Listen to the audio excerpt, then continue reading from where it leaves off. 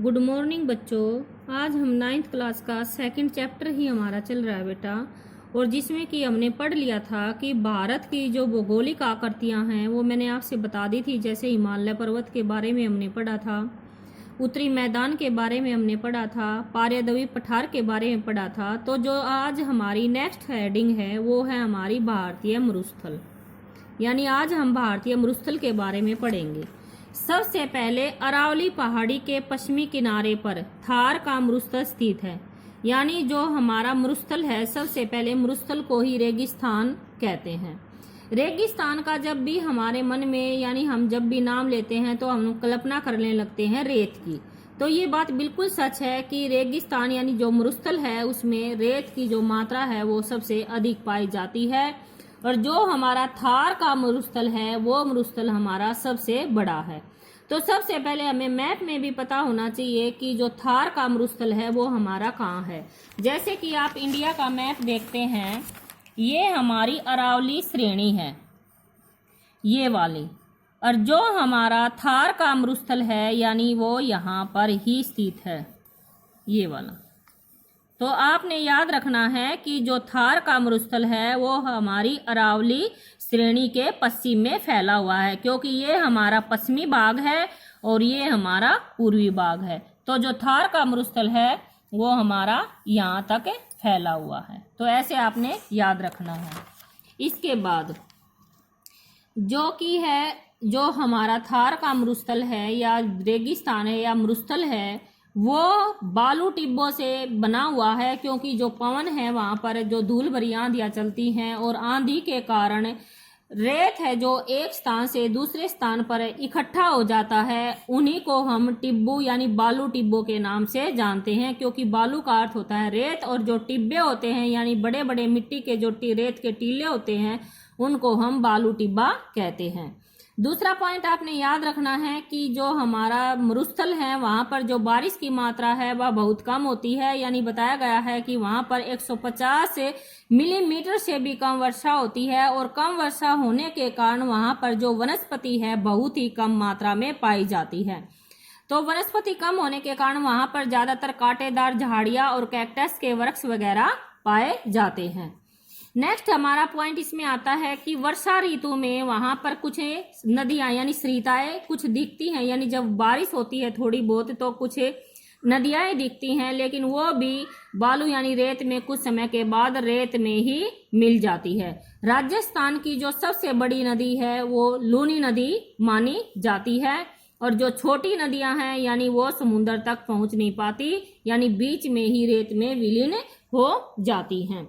इसके बाद हमने इतना ही याद करना था मरुस्थल के बारे में। दूसरा हमारा जो टॉपिक आता है वो है तटीय मैदान।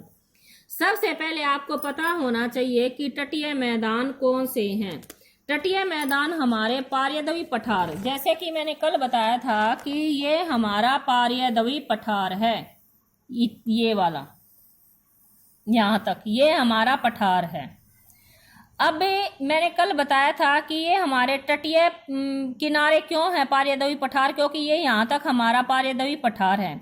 यहाँ मैंने बताया था ये हमारी बंगाल की खाड़ी है, ये हमारा अरब सागर है।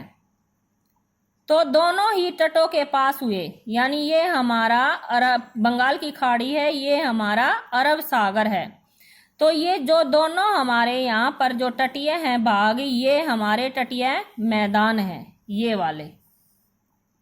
इसके बाद बताया गया है कि जो पारदवीप पठार के किनारों पर यानी जो संकीर्ण पट्टी है, मैंने बता दिया आपसे, पश्चिम में अरब सागर से लेकर पूर्व में बंगाल की खाड़ी तक विस्तृत है। तो आप याद रखें, ऐसे ही आपने हेडिंग बनानी है कि पारदवीप पठार के किनारों पर जो संकीर्ण तटीय पट्टियों का विस्तार है, जैसे कि मैंने बताया, आप ऐसे लिखोगे कि पश्चिम में अरब सागर और पूर्व में बंगाल की खाड़ी, ऐसे आपने लिखना है।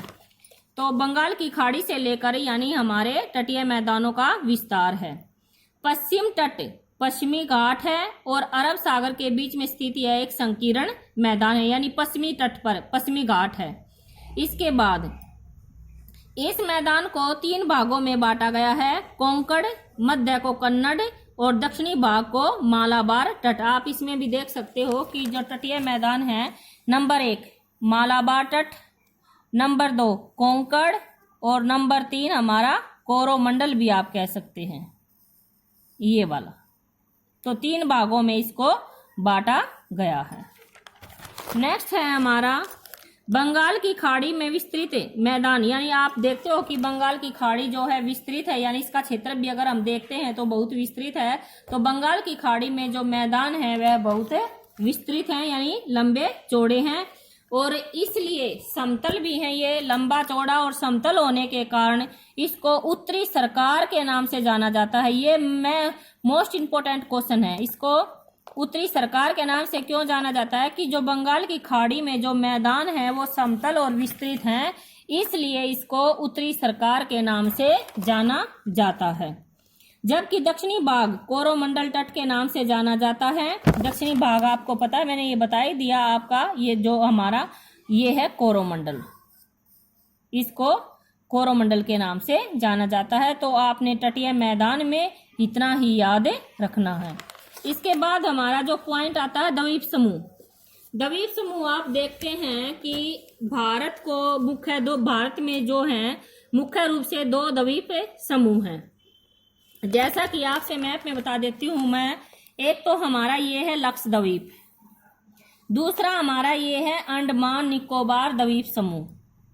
तो हमारे मुख्य रूप से 2 द्वीप समूह हैं, लक्षद्वीप और अंडमान और निकोबार द्वीप समूह। इसके बाद है केरल के मालाबार तट के पास। जैसा कि आपको पता है कि जो केरल राज्य है हमारा वो ये है केरल। केरल के पास ही हमारा मालाबार तट है और मालाबार के पास ही हमारा लक्षद्वीप है। तो हमने डेफिनेशन में भी यही लिखना है कि लक्षद्वीप हमारा कहाँ है, तो केरल के पास मालाबार तट के पास हमारा लक्षद्वीप यानी स्थित है। इसके बाद आप इतना ही याद रखने ना, पहले यानी जो लक्षद्वीप है इंपॉर्टेंट है, ये छोटे छोटे प्रवालों से मिलकर बना हुआ है, इसलिए लक्षद्वीप को प्रवाल भीति भी कहते हैं। ये क्वेश्चन आपका यहाँ नहीं है, लेकिन आप याद रखें कि लक्षद्वीप छोटे छोटे प्रवालों से मिलकर बना हुआ है, इसलिए इस द्वीप को प्रवाल भीति भी कहा जाता है। पहले समय में लक्षद्वीप को लकाद्वीप, मिनिकॉय और एमिन द्वीप के नाम से जाना जाता था, लेकिन 1973 में इसको एक नाम दे दिया गया जो कि आप जानते हैं लक्षद्वीप। और इस लक्षद्वीप का जो फैला हुआ है ये 32 वर्ग किलोमीटर छोटे क्षेत्र में फैला हुआ है। आपने इतना ही इसको याद रखना है। अब नेक्स्ट हमारा आप जानते हैं जो मैंने बताया है बंगाल की खाड़ी में अंडमान और निकोबार द्वीप समूह है। तो आप देखते हैं कि जो अंडमान और निकोबार ये हमारा द्वीप समूह है, एक तो इसकी अपेक्षा आप देख रहे हैं इसका विस्तार अधिक बड़ा है, ये यहाँ तक है, ये इतना है। तो इसका जो विस्तार है आप देख रहे हैं वो बहुत अधिक है। तो हम ऐसा ही कह सकते हैं कि जो अंडमान और निकोबार द्वीप समूह है वह बहुत विस्तृत है और टुकड़ों में यानी फैला हुआ है। जैसा कि हम देख रहे हैं यहाँ से शुरू होकर यहाँ तक वो बिखरा हुआ है। फिर हम इस द्वीप की दिशा देख लेते हैं। जैसा कि आप भारत के मैप में ऊपरी भाग को उत्तरी कहते हैं, फिर दक्षिणी, ऐसे ही हम इसको भी बांट लेते हैं। ये हमारा उत्तरी भाग हो गया, ये हमारा दक्षिणी भाग हो गया। तो हम कहेंगे कि बंगाल की खाड़ी जो अंडमान है वो उत्तर में स्थित है और जो निकोबार है वो हमारा दक्षिण में स्थित है।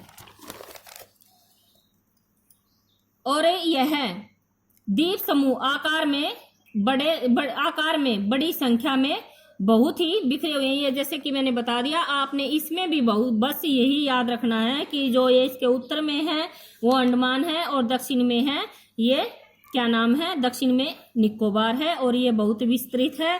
इसलिए आपका जो लेसन है आज सेकंड वो कंप्लीट हो जाता है। नेक्स्ट ये और बता देती, भारत का एकमात्र सक्रिय ज्वालामुखी। हाँ, ये सबसे ज्यादा मतलब ज्वालामुखी जो विस्फोट होते हैं वो निकोबार बैरन द्वीप पर ही स्थित है। बोल दे, कई बात है ना, रहने दे, मैं वैसे बता दूंगी।